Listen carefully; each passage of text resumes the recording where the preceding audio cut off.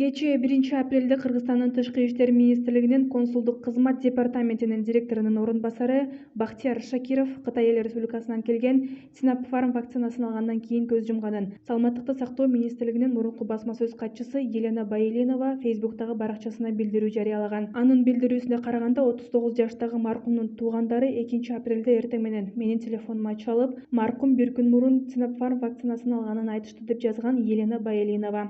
Маалыматка караганда Бахтияр Шакиров Москвадагы квалификациясын жогорулатуу курстарына жөнөйүн деп жаткандыктан өзүн вирустан коргоо максатында коронавируска каршы биринчилерден болуп эмделгендердин катарында вакцина алган. Болуп өткөн кайгылуу окуяга байланыштуу Кыргыз Республикасынын Саламаттыкты сактоо министрлиги объективдүү кызматтык иликтөө жүргүзүп, анын жыйынтыгы боюнча отчет бериши керек. Ал эми өлкөнүн дарыгерлери бул фактыны эске алып, эмдөөдөн өтүүчү жарандарды кылдат текшерүүдөн өткөрүш керек деп жазган Елена Байилинова. Ал эми бул окуя боюнча Саламаттыкты сактоо жана социалдык өнүктүрүү министрлиги азырынча үн ката элек. Бул боюнча дагы тактоо багытында материалдар берилет.